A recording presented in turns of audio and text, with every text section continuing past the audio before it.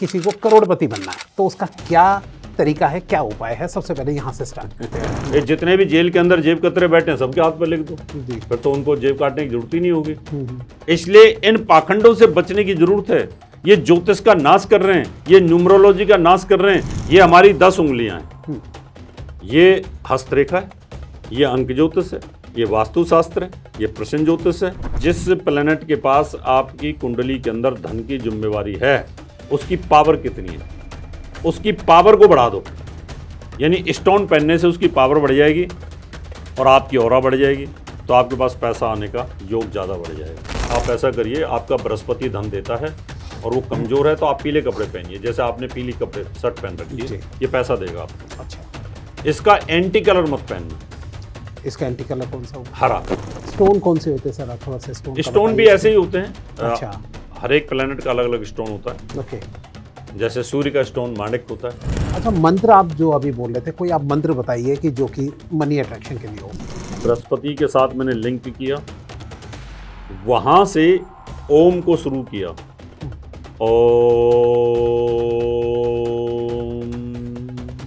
लक्ष्मी पूजा जो है, बोला जाता है कि दिवाली में जो है वो की जाती है तो बहुत ज़्यादा फल देती है हमें। तो दिवाली में लक्ष्मी पूजा करने का क्या कोई बेनिफिट होता है अलग से? इसका भी कोई रूल होता है मनी अट्रैक्शन? कुछ लोग कराते हैं कि ब्लैक मैजिक करा दो तो मनी अट्रैक्शन हो जाए। जनरल सा एक उपाय बता दीजिए कि जिससे जो है सब लोगों को जो है वो करना चाहिए। आप लास्ट में एक मैसेज क्या देना चाहेंगे? मैसेज ये है, आज का ये इंटरेस्टिंग टॉपिक जो कि सब लोगों का क्वेश्चन होता है कि करोड़पति कैसे बने। देखिए, विश्वास मानिए, आज का जो पॉडकास्ट है उसमें आपको अंधविश्वास ना फैला के या कुछ भी ऐसा कर लीजिए कि जिससे जो है पैसे अट्रैक्ट होने लगेंगे। बिल्कुल इस पॉडकास्ट के अंदर ये बात नहीं की गई है। वेरी नॉलेजेबल पर्सन जो है डॉक्टर HS रावत जी, इस स्पेशल टॉपिक में हमने उनको बुलाया है और इस टॉपिक पे बात करने के लिए किस तरीके से पैसों को अट्रैक्ट किया जाता है, क्या इसका एक सही सिस्टम प्रोसेस है, वो सब इस पॉडकास्ट के अंदर बात की गई है। तो चलिए स्टार्ट करते हैं इस पॉडकास्ट को। तब तक वीडियो को लाइक कीजिए, कमेंट कीजिए, शेयर कीजिए, सब्सक्राइब कीजिए और हाँ, नोटिफिकेशन का बेल जरूर ऑन कर लीजिए ताकि ऐसे इंटरेस्टिंग एपिसोड्स आपसे मिस ना हो। चलिए स्टार्ट करते हैं आज का पॉडकास्ट।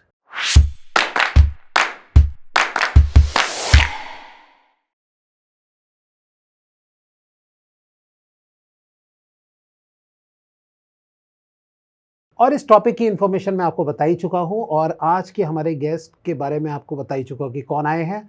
तो चलिए स्टार्ट करते हैं, सीधा गेस्ट से मिलते हैं। सर नमस्कार, कैसे आप? नमस्कार नमस्कार, कैसे हैं नेपाल जी? जी बढ़िया बढ़िया, एक बार फिर आपका स्वागत है हमारे पॉडकास्ट के अंदर। धन्यवाद विकास जी। जी, आज का इंटरेस्टिंग टॉपिक है जी और नॉलेजेबल जी। कि ऐसे जो अंधविश्वास लोग फैला रहे हैं तो उसको हटाने की बजाय, इसलिए मैंने आपको बुलाया कि उनको हटाते और कुछ ऐसी इन्फॉर्मेशन, नॉलेजेबल इन्फॉर्मेशन लाते हैं कि ताकि जो है कुछ लोगों की हेल्प भी हो जाए। बिल्कुल बिल्कुल। जी, तो सबसे पहले ये बनना है कि किसी को करोड़पति बनना है जी, ठीक है, तो उसका क्या तरीका है, क्या उपाय है, सबसे पहले यहाँ से स्टार्ट करते हैं जी। धन्यवाद विकास जी। सबसे पहले मैं उपाय के विषय पे आने से पहले आपको ये बताऊंगा, कर्म और भाग्य। अगर आपकी भाग्य कुंडली में करोड़पति बनना लिखा है जी, तो उपाय काम करेगा। अगर आपकी कुंडली के अंदर करोड़पति बनना लिखा नहीं है, आप जितना मर्जी उपाय कर लो। अगर आपके भाग्य में करोड़पति लिखना नहीं बना हुआ तो आप असरपियों की गठरी लेके चलो, वो गठरी भी आपके हाथ से निकल जाएगी। अच्छा, मैं इसकी शुरुआत करने से पहले एक छोटी सी कहानी सुनाऊंगा। जी बताइए। एक सेठ जी थे। सेठ जी और सेठानी की एक बेटी थी। उन्होंने कहा कि हम एक ऐसे लड़के की तलाश करेंगे जो हमारी बेटी खुश रहे। सेठ जी बड़े पैसे वाले थे। अच्छा, तो लड़का देखा, कोई लड़का पसंद नहीं आया। लड़की को एक लड़का पसंद आ गया। लड़का खूबसूरत था लेकिन उसके घर में कुछ नहीं था। अच्छा, लड़का होनहार था। उन्होंने कहा मैं इसी से शादी करूंगी। शादी कर दी। लाला जी ने कहा भाई मेरे पास बहुत प्रॉपर्टी है, मैं इसको कुछ दे दिया करूंगा तो अच्छा। इसका काम अच्छा हो जाएगा। जी, अभी माँ का प्यार बेटी के प्रति ज़्यादा होता है। शादी के बाद में दोबारा जब वो लेने के लिए आया तो वो मिठाइयाँ भरते हैं, मिठाइयाँ बांटते हैं, मतलब एक जी जी, गठरी बांध देते हैं एक मिठाइयों की। ओके, तो सेठ जी हलवाई के पास गए, उन्होंने कहा भैया 5 किलो लड्डू बांध दे। हलवाई ने 5 किलो लड्डू दे दिए, क्योंकि वो उसके दामाद के यहाँ जाने थे जी। तो सेठानी ने क्या किया, लड्डुओं के बीच में 5 किलो असरफियां रख दी सोने की। ओह, अच्छा। कि इससे इसका जीवन अच्छा हो जाएगा। अच्छा हो जाएगा जी। और उनको दे दिया और विदा कर दिया। ठीक। विदा होकर के चले गए। उन्होंने कहा इतने 5 किलो लड्डुओं को कौन खाएगा। अच्छा, दान दे दिया। उठा करके उन लड्डुओं को हलवाई के पास ले गया। अरे बाप रे। ओके। उन लड्डुओं को हलवाई के पास ले गया। हलवाई ने रख लिया एज इट इज। जी। एज इट इज रख लिए। उन्होंने सोचा ये 5 किलो लड्डू हैं, इनके पैसे तो आ जाएंगे कम से कम। उसको क्या पता था कि सेठानी ने उसके अंदर अशरफियां भरी। शाम को वहां से वो वापस आया सेठ जी, उनके मैं लड्डू ले चलूं, और उन्होंने कहा भाई 5 किलो लड्डू दे दे।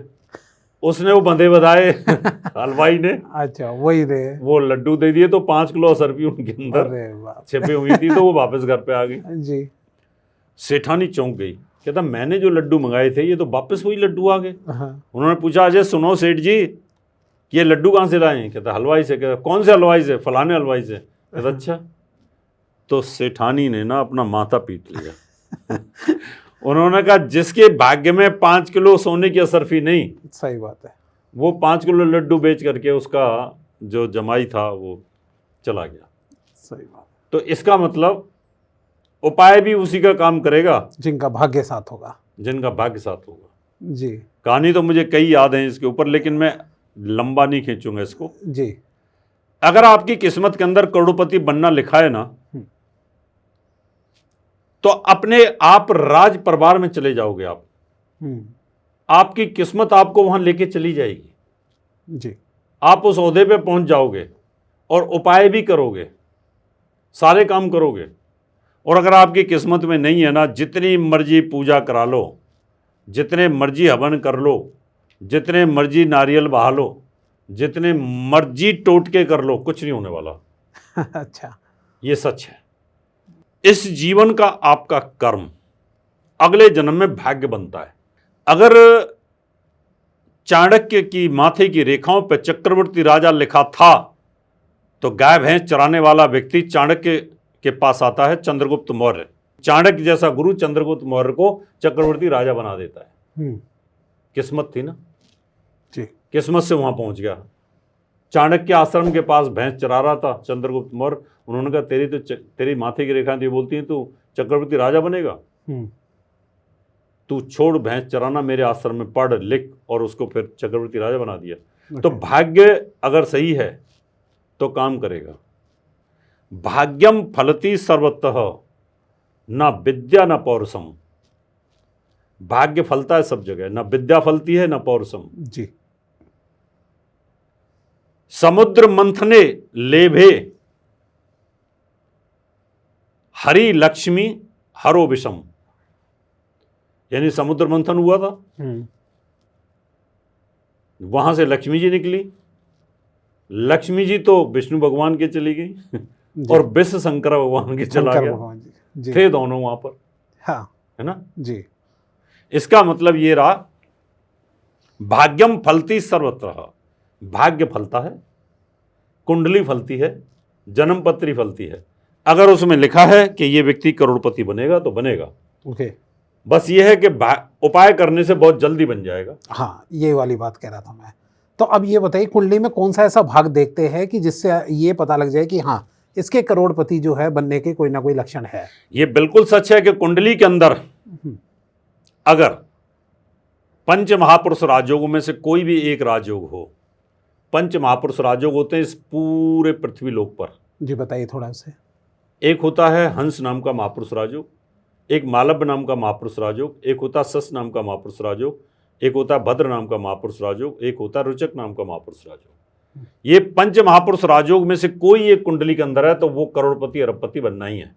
बशर्ते वो मजबूत स्थिति में होने चाहिए, उनका बल अच्छा होना चाहिए। और भी इसके अलावा बहुत सारे राजयोग होते हैं, अगर वो कुंडलियों में हैं तो अपने आप रास्ते खुलेंगे, अपने आप रास्ते बनेंगे और आप करोड़पति बन जाएंगे। अभी तो करोड़पति हो गए, पहले लखपति होते थे, है ना, अब अरबपति भी हो गए, खरबपति भी हो गए। अब हजारों करोड़ों में गिनती होती है, 1000 करोड़ का, 2000, 5, 10, 20,000 करोड़ का, लाख करोड़ का आदमी है जी। तो इसलिए कुंडली के अंदर अगर आपकी कुंडली में भाग्य अच्छा है तो आपको गुरु अच्छा मिलेगा, आपको मित्र अच्छे मिलेंगे, आपको माँ बाप का साया अच्छा मिलेगा, काम करने की सोच अच्छी होगी, एजुकेशन अच्छी होगी और उसके साथ उपाय भी आपके कारगर होंगे। मुकेश अंबानी हर बड़े मंदिर में उसका संकल्प होता है।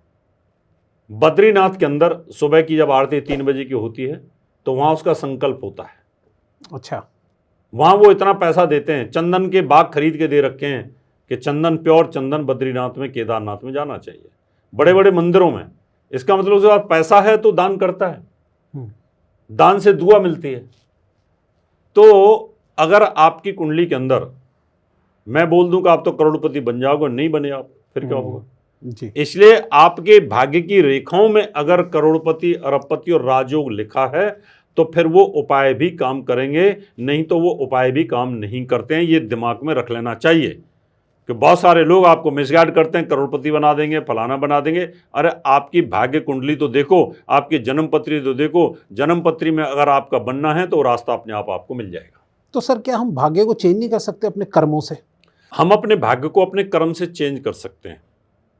जैसे भाग्य तो हमें पिछले कर्मों के आधार पर 9 महीने गर्भ में रहे हम, और गर्भ के अंदर हमारा भाग्य बन रहा था, उस समय हमने कोई कर्म नहीं किया था। और जब हमने जन्म ले लिया, अच्छे ग्रहों में जन्म ले लिया, वो भी हमने कोई अच्छा कर्म नहीं किया था जब तक हमारा भाग्य चल रहा था, है ना जी। जब हम बड़े हो गए तो हमारा कर्म चालू होता है। इसका मतलब बचपन तक पिछले जन्मों के आपके कर्मों के आधार पर भाग्य मिला होता है। जैसे एक आर्किटेक्ट नक्शा बनाता है, नक्शा भाग्य है बिल्डिंग का, उस बिल्डिंग पर जो कंस्ट्रक्शन होगी वो कर्म है जी। अब उसमें क्या मटेरियल लगाता है, वो क्या पुताई लिपाई करता है, उसकी कितनी भव्य बनाता है उसको, ये कर्म है। राइट। अगर नक्शा अच्छा आर्किटेक्ट ने बना दिया, आर्किटेक्ट अच्छा मिला, तो वो बिल्डिंग का भव्य होगा। और अगर आपने ठेकेदार ऐसा ही पकड़ लिया तो उस बिल्डिंग का नाश भी कर देगा, वो बिल्डिंग चलेगी नहीं। We can change our luck by our karma. हम अपने भाग्य को अपने कर्म से चेंज कर सकते हैं जी। एक बिल्डिंग जर्जर हो रही है और उसकी लिपाई पुताई ना करो, गिर जाएगी। अगर एक बिल्डिंग अच्छी स्थिति में है और उसको टाइम टू टाइम मेंटेनेंस करते रहो तो बिल्डिंग लंबे समय तक जिएगी जी। ऐसे ही हमारी जो कुंडली होती है उसमें अगर हम गुरुओं के सानिध्य में कुंडली के बारे में पूछते रहें, समय समय पर दान धर्म पूजा पाठ करते रहें, तो हमने अपने भाग्य को सही दिशा में लेके जा सकते हैं। हम अपने कर्म को खराब ना करने दें। कर्म खराब होगा तो बद्दुआ मिलेगी, बद्दुआ मिलेगी तो आपका भाग्य खराब होना शुरू हो जाता है। तो इसलिए हम अपने अच्छे कर्मों से उसको चेंज कर सकते हैं, बशर्ते आपको आपका भाग्य इतना मजबूत हो कि आपको कर्म करने के लिए दिशा अच्छी मिलती रहे, आपकी बुद्धि आपको अलर्ट करती रहे कि ये अच्छा कर्म है या बुरा कर्म है। कर्म की आपको पहचान होनी चाहिए कि आप सही भी कर्म कर रहे हो, नहीं कर रहे। कितने लोग सोचते हैं मैं रिश्वत का पैसा ले रहा हूँ, क्या फर्क पड़ता है, ये भी तो कमा ही रहा है ना। हाँ। है ना, मैं भी कमा रहा हूँ, ये भी कमा रहा है। गंगा में हम भी आप भी धो लेते हैं। लेकिन आपका लालच है वो, आपने ये नहीं सोचा वो कैसे रिश्वत दे रहा है मेरे को।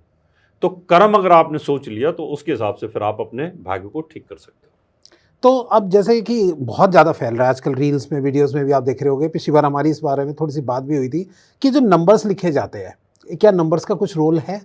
कोई रोल नहीं है, ये टोटली पाखंड है। यहाँ पर ये नंबर लिख लो, हाँ, ये नंबर लिख लो, ये सिर्फ टीआरपी का खेल है, ज्योतिष को बदनाम करने का एक षड्यंत्र है। और ये इस प्रकार की जो रीलें बनाई जा रही हैं, इनसे बचना चाहिए। इस प्रकार के बहुत बड़े चीटर बहुत बड़े ठग लोगों को ठग रहे हैं। हमारी जान पहचान के लोगों में जो इंस्टा पे इस प्रकार की रील बन रही हैं, इनसे सावधान रहने की जरूरत है।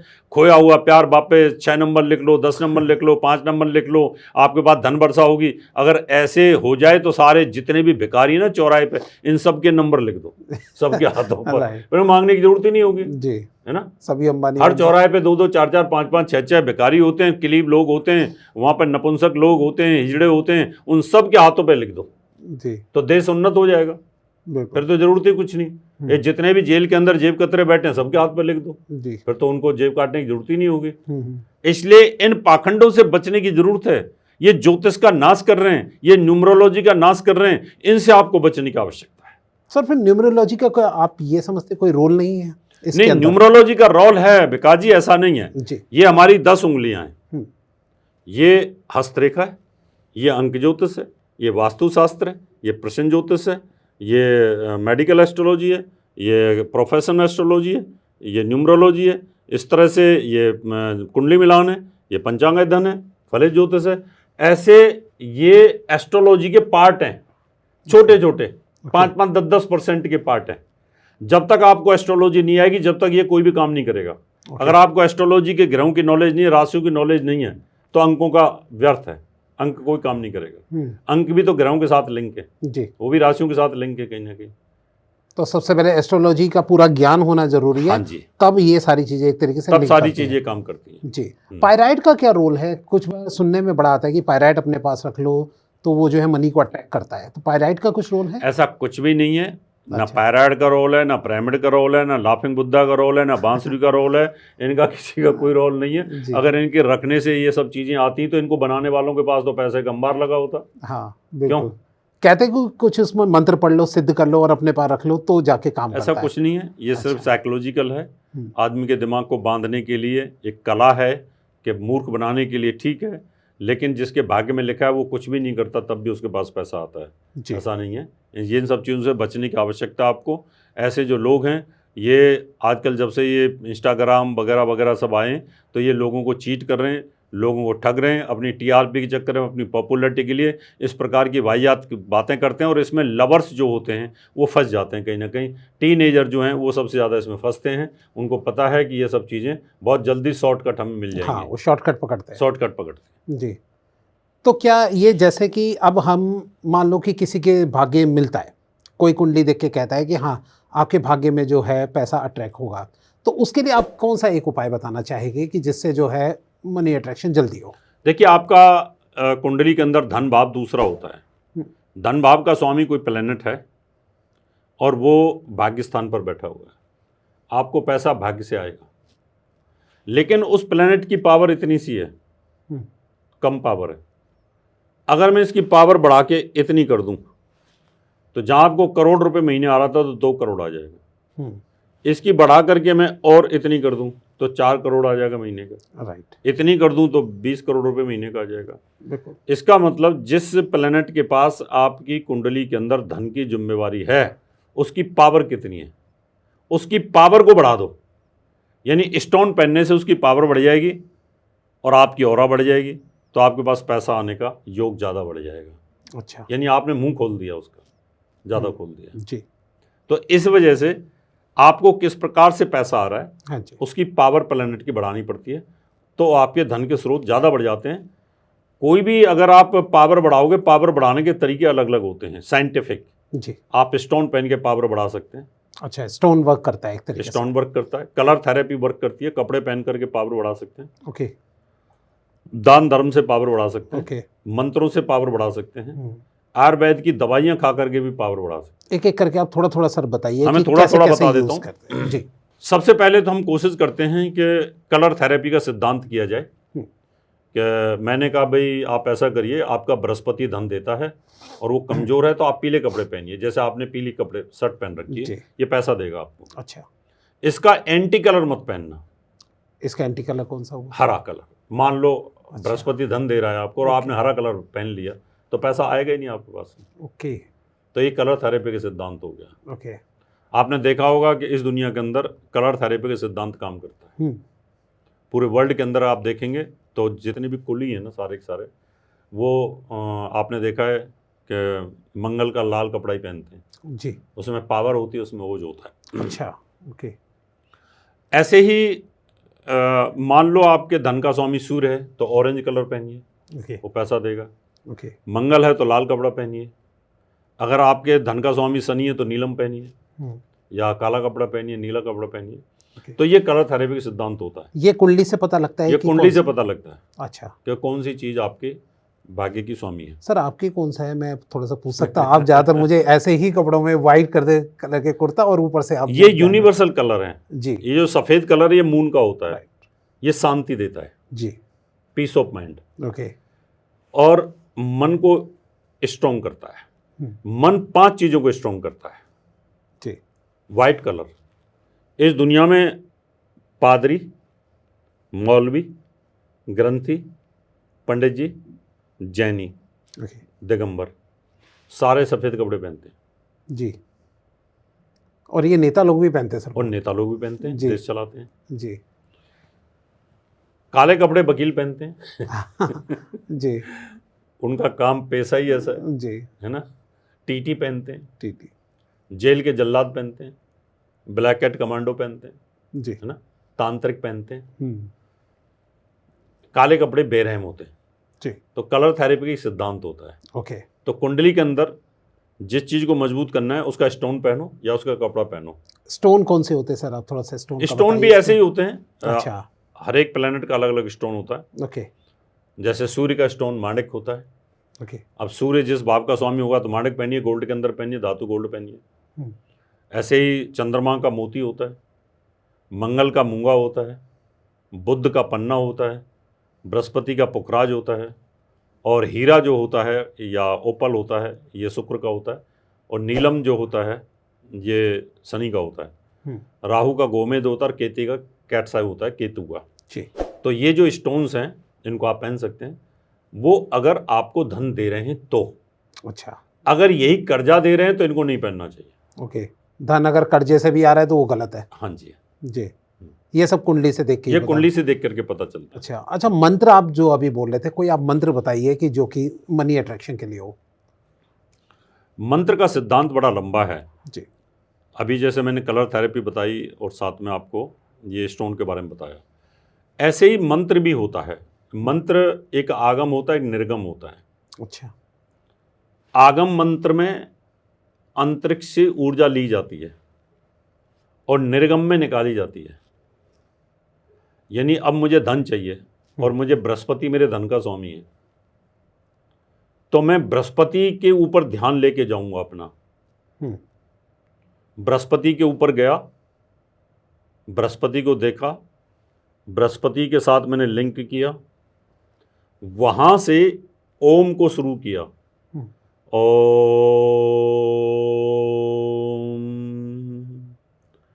ब्रह्म बृहस्पते नमः। ओम ब्रह्म बृहस्पते नमः। ओम ब्रह्म बृहस्पते नमः। इस तरीके से, यानी मैं बृहस्पति क्षेत्र से ऊर्जा ले रहा हूँ। ओके। ये तो मंत्र हुआ कि मेरे पास धन आएगा, बृहस्पति की ऊर्जा मेरे पास बढ़ेगी, ठीक है। शरीर के अंदर ऊर्जा बढ़ेगी तो मेरे लिए अच्छा हो जाएगा। ये एक तरीका है जी। अब मान लो बृहस्पति मेरे लिए नीच का है, मुझे पैसा नहीं दे रहा है या मुझे तकलीफ दे रहा है, कर्जा दे रहा है, तो फिर नाभि चक्र से दोबारा से फिर उसी विधि से यहाँ से ओम ब्रह्म बृहस्पति नमः, मंत्र वही है। अच्छा। आलू वही है, पनीर के साथ खाओ, चाहे मटर के साथ खाओ, चाहे टमाटर के साथ बनाओ, जी। है ना, तरीका अलग बदल गया सब्जी अच्छा। बनाने का। तो फिर हम इस प्रकार से उस मंत्र को तो कहने का मतलब है यहाँ से एक तरीके से एनर्जी को महसूस करते हुए ऊपर लेके जाएंगे उसको। ओके। तो आप इस प्रकार से मंत्र कर सकते हैं। ऐसे ही 9 ग्रहों के मंत्र भी होते हैं। जी बताइए। उनको हम करते हैं अलग अलग तरीके से। ऐसे ही सूर्य का मंत्र होता है। सूर्य का मंत्र है ओम ह्राम ह्रीम ह्रोम स सूर्याय नमः, या ओम गिरणी सूर्याय नमः। ऐसे चंद्रमा का होता है ओम सोमाय नमः। इसी प्रकार मंगल का भी होता है, आगम और निर्गम। ओम भो भौमाय नमः, या दूसरा बीज मंत्र होता है इसका, ओम क्राम क्रीम क्रोम सभौमाय नमः। बुद्ध का है, ओम ब्राम ब्रीम ब्रोम सबुद्धाय नमः, या ओम बुम बुद्धाय नमः। इस तरह से बुद्ध का मंत्र कर सकते हैं जी। इसी प्रकार से बृहस्पति का है, ओम ग्राम ग्रीम ग्रोम सह बृहस्पते नमः, ओम ब्रह्म बृहस्पते नमः। ऐसे ही शुक्र का है जी। ओम सुम शुक्राय नमः। ऐसे ही शनि का है, ओम सम शनिश्चराय नमः। राहु का है, ओम राम रहावे नमः। केतु का है, ओम केम केतवे नमः। यानी कि जिसके भी कुंडली में ये चीज कमजोर हो तो इस तरीके के वो मंत्रों का जाप कर सकते हैं। जी। अच्छा, ये लक्ष्मी पूजा जो है, बोला जाता है कि दिवाली में जो है वो की जाती है तो बहुत ज़्यादा फल देती है हमें, तो दिवाली में लक्ष्मी पूजा करने का क्या कोई बेनिफिट होता है अलग से? देखिए, जब त्योहार कोई होता है उस त्योहार के ऊपर करोड़ों लोग एक साथ दुआ करते हैं, और जब एक साथ दुआ करते हैं तो भगवान को अवतरित होना पड़ता है। दिवाली पर पूरी दिल्ली है, उत्तर भारत है, सब जगह सब शाम को देवी जी को याद करेंगे जी कि हे माँ लक्ष्मी घरों पे आओ। तो पूरे पृथ्वी लोक के ऊपर भारत पूरा याद कर रहा है, तो वो दिव्य आत्माओं का वास आता है। और आपने ढंग से पूजा की तो आपके घर में उनका आशीर्वाद मिल जाएगा जी कि जाओ चिंता मत करो। तो एक हमें पूरे साल के लिए हमारा मनोबल बढ़ जाता है, पूरे साल के लिए। जी। जैसे लगता है हमने दिवाली पूजा कर ली है, अब ये साल हमारा अच्छा निकलेगा। तो हमारे अंदर नेगेटिव थॉट्स खत्म हो जाते हैं, अच्छा। पॉजिटिव थॉट्स आते हैं। काम हो ना हो, पैसा आए ना आए, लेकिन आप एक साल के लिए पॉजिटिव रहेंगे कि हमने पूजा की थी, पूजा की है और हमें लाभ मिलेगा। जी। तो मन के हारे हार है, मन के जीते जीत। जब आदमी मन मजबूत कर लेता है तो वो चीज़ें प्राप्ति होनी शुरू हो जाती हैं। ये इनका यही कारण होता है। अच्छा, मतलब कोई ऐसे अलग एक स्पेशलिटी नहीं होती? नहीं, ऐसे तो अगर भगवान की पूजा करोगे वो धन दे देगा सब जगह तो फिर तो कोई काम नहीं करेगा। जी, सही बात है। फिर तो काम ही नहीं करेगा, कोई कर्म ही नहीं करेगा। जी। इसलिए वो सबको ऐसे नहीं दे सकते। आपकी मेहनत के साथ सपोर्टिंग मिलेगी। आप बहुत मेहनत कर रहे हैं और पूजा भी कर ली आपने, तो आपके काम में 4 चांद लग सकते हैं। जी, ऐसे होता है। ओके। अच्छा, अब मैं थोड़ा सा एक अलग सा थोड़ा टॉपिक पूछना चाहूँगा कि ये जो ब्लैक मैजिक है, इसका भी कोई रोल होता है मनी अट्रैक्शन? कुछ लोग कराते हैं कि ब्लैक मैजिक करा दो तो मनी अट्रैक्शन हो जाएगा, तो इसका आप बताइए। ऐसा विकास जी बिल्कुल नहीं है, क्योंकि मैं बड़ा साइंटिफिक अप्रोच का आदमी हूँ। अगर ब्लैक मैजिक से पैसे का अट्रैक्शन होता तो पाकिस्तान करा ले, वहाँ तो बहुत सारे मुल्ले हैं ब्लैक मैजिक वाले। जी। और बंगाल में बहुत सारे मुल्ले हैं, वो भी ब्लैक मैजिक वाले हैं। जी। उनको बुला लें सारे सारे। जी। बांग्लादेश में भी बांग्लादेश वाले कर लें ब्लैक मैजिक। राइट। ऐसा कुछ नहीं है, कर्म करना पड़ेगा। मैंने कहा ना, स्टार्टिंग में बोला भाग्य। अगर आपका भाग्य अच्छा है और अगर ब्लैक मैजिक में इतना ही दम है तो करा लें। फिर ब्लैक मैजिक इजराइल के ऊपर करा लो, जापान पे करा लो, अमेरिका पे करा लो, लंदन पे करा लो, नहीं होगा कुछ भी। ब्लैक मैजिक सिर्फ वहीं काम करता है जहां आपकी कुंडली में चंद्रमा कमजोर होता है। ओके। आपका मन कमजोर है तो ब्लैक मैजिक काम करेगा, नहीं तो नहीं काम करेगा। अच्छा, वैसे कोई ब्लैक मैजिक कोई इस तरीके की कोई ऐसा? तो ये जो करते ब्लैक मैजिक वगैरह सब एक अंधविश्वास? ये सब अंधविश्वास भी नहीं कह सकता। जिनकी भाग्य में कुंडली में ठगना लिखा है जी। उसको ब्लैक मैजिक करने वाला मिलेगा। जिसकी किस्मत में लॉस लिखा है उसको लॉस होगा। वो उसी प्रकार के आदमी के साथ जा करके, अभी एक लड़की ने इंस्टाग्राम पे देखा, अच्छा, कि अपना खोया हुआ प्यार वापस पाएं। अच्छा। उसने उसको कॉल कर दिया, उसका प्यार खो गया था। अच्छा जी। उसने उससे 70-80 हज़ार रुपये ले लिए। अच्छा। और अपना अकाउंट बंद कर दिया। अकाउंट बंद कर दिया, फ़ोन नंबर भी बंद कर दिया। अब ले लो खोया वो प्यार। तो ऐसे उसी किस्मत में ही लिखा था कि उस समय पर वो कहीं ना कहीं उसका धन का नुकसान होने, खोया हुआ प्यार के साथ पैसा भी खो दिया उनका है। चलिए ठीक है, हम अंत में चलते चलते पॉडकास्ट के अब आपसे लास्ट में पूछते हैं कि कोई कुछ जनरल सा एक उपाय बता दीजिए कि जिससे जो है सब लोगों को जो है वो करना चाहिए। आप लास्ट में एक मैसेज क्या देना चाहें? वैसे तो आपने सारे उपाय बताए, लेकिन एक मैसेज क्या देना चाहिए? मैसेज ये है, आपको अपनी कुंडली को अच्छे से एक ज्योतिषी से दिखाना चाहिए आपकी कुंडली में अगर नेगेटिव ग्रहों की दशा चल रही है तो उसकी पूजा पाठ करनी चाहिए, उसके मंत्रों का जाप करना चाहिए, उसके दान करने चाहिए। दान में दुआ होती है, उस दुआ से आपके काम बनते हैं। इसलिए मैं तो यही कहूँगा, अगर आप सक्षम हैं तो दान दीजिए, गरीबों को दान दीजिए, उन गरीबों को नहीं जो भीख मांगते हैं और आपकी भीख से मुर्गा बना के खा जाते हैं, आपकी भीख से दारू पीते हैं, वो नहीं, जो वाकई नीडी है। आप देख सकते हैं कि कोई आदमी चल रहा है, उसके पैरों में चप्पल नहीं, चप्पल दे दो आप उसको, जब तक वो चप्पल पहनेगा जब तक आपको दुआ देगा। वो बेचारा ठंड से ठुठुर रहा है, आपने स्वेटर दे दिया, जब तक वो स्वेटर पहनेगा आपको याद रोज करेगा। किसी बेटी की शादी नहीं हो रही, आपने शादी करा दी उसकी, जब तक वो पति के साथ घूमेगी फिरेगी, बच्चे होंगे, नाती पोते होंगे, जब तक तुम्हें याद करेगी, पूरी जिंदगी दुआ देगी कि विकास जी ने मेरी शादी कराई थी, नाती पोते भी हो गए अब तो, है ना, और वो खुश है। तो ऐसे काम करने चाहिए जिससे आपके जीवन में अच्छा हो। किसी के साथ चीटिंग मत करो, किसी को ठगो मत, किसी के साथ दुर्व्यवहार न करो, इनसे आपका कर्म खराब होता है और अगले जन्म में आपका भाग्य आपके दुर्भाग्य में बदल जाता है। इसलिए नवग्रह का स्तोत्र पढ़ सकते हैं, नवग्रह की पूजा कर सकते हैं, और सबसे बड़ी बात है सूर्य को जल चढ़ाते रहें, आपके लिए काफ़ी अच्छा रहेगा। तो बहुत ही नॉलेजेबल मिला आज, सब कुछ बहुत सीखने को मिला। तो कुल मिला के कहने का मतलब है, इस पॉडकास्ट में हमने ये चीज़ सीखी कि एक अंधविश्वास ना फैला के कर्म पे भी बिलीव कीजिए, और कुंडली के साथ में अगर आप कर्म करते हुए चलेंगे तो वो ज़्यादा बेनिफिशियल रहेगा। तो अगर आपको वीडियो अच्छी लगी हो तो लाइक, कमेंट, शेयर, सब्सक्राइब करना भूलेगा मत, और नोटिफिकेशन का बेल जरूर ऑन कर लीजिए। और हाँ, अगर सर को दोबारा चाहते किसी और टॉपिक पे बुलाना तो प्लीज़ कमेंट करके ज़रूर बताइएगा। सर बहुत बहुत धन्यवाद। धन्यवाद जी, धन्यवाद।